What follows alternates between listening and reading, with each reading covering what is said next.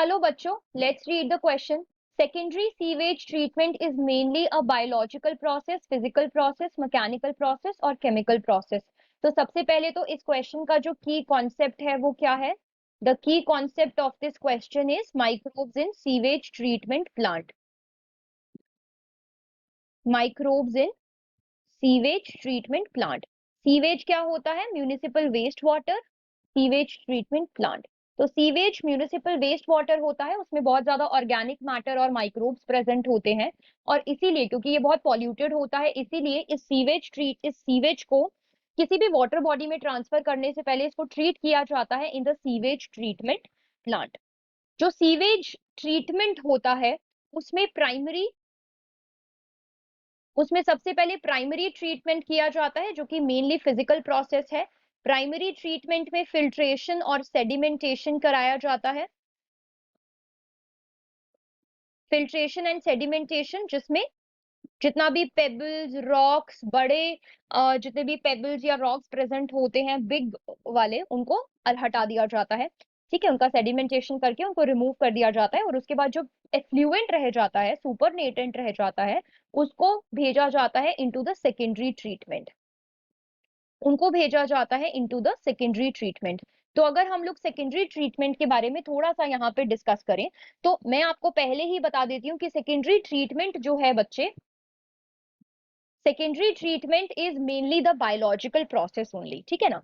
तो देखो secondary treatment में सबसे पहले आते हैं एरेशन टैंक्स और उन एरेशन टैंक्स में क्या होता है, इन एरेशन टैंक्स में जो एरोबिक हेट्रोट्रॉफिक बैक्टीरियाज होते हैं, माइक्रोब्स होते हैं, वो फ्लॉक्स में बदल जाते हैं। तो यहाँ पे जो एरोबिक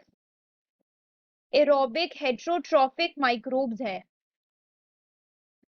एरोबिक हेट्रोट्रॉफिक माइक्रोब्स ये बदल जाते हैं इनटू द फ्लॉक्स। फ्लॉक्स मतलब ये क्या करते हैं, ये फंगस के फिलामेंट्स के साथ खुद को एसोसिएट कर लेते हैं ये बैक्टीरिया और मेश लाइक स्ट्रक्चर बना देते हैं। उसके बाद बच्चे क्या होता है कि जब ये बैक्टीरिया ग्रो कर रहे होते हैं तो ये ऑर्गेनिक मैटर को भी कंज्यूम करते हैं। तो ये क्या कर रहे हैं, they are also consuming the organic matter that is present in the sewage, है ना। तो ये ऑर्गेनिक मैटर को क्या कर रहे हैं, कंज्यूम कर रहे हैं और इसके साथ साथ ये क्या कर रहे हैं, बीओडी को रिड्यूस कर रहे हैं, बायोकेमिकल ऑक्सीजन डिमांड को ये रिड्यूस कर रहे हैं।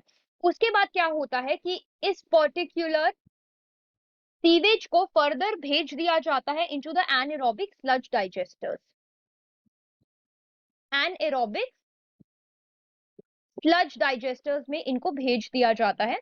तो जब हम एनारोबिक स्लज डाइजेस्टर्स की बात करते हैं, यहाँ पे कौन से माइक्रोब्स प्रेजेंट है, यहाँ पे एनारोबिक माइक्रोब्स प्रेजेंट है जो अगेन फंगस और बैक्टीरिया जैसे जो ऑर्गेनिक मैटर यहाँ पे प्रेजेंट है उस पे अभी भी वो फीड कर रहे हैं और इस फीडिंग के दौरान ये बायोगैस को भी प्रोड्यूस करते हैं। They also produce the biogas जो कि मिक्सचर है कुछ गैसेस का, जैसे कि मीथेन, हाइड्रोजन सल्फाइड और कार्बन डाइऑक्साइड, जिसको बाद में यूज किया जाता है for the source of energy. तो यहाँ पे जब हम इस पर्टिकुलर पॉइंट को डिस्कस कर रहे थे, सेकेंडरी ट्रीटमेंट को डिस्कस कर रहे थे, so we got to know that पूरा का पूरा प्रोसेस कैसा है, बायोलॉजिकल ही तो है। यहाँ पे कभी हम एरोबिक हेट्रोट्रॉफिक माइक्रोब्स की बात करते हैं, कभी एनारोबिक माइक्रोब्स की बात करते हैं।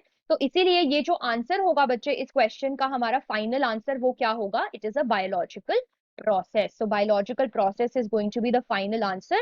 I hope you understood it well. Best of luck.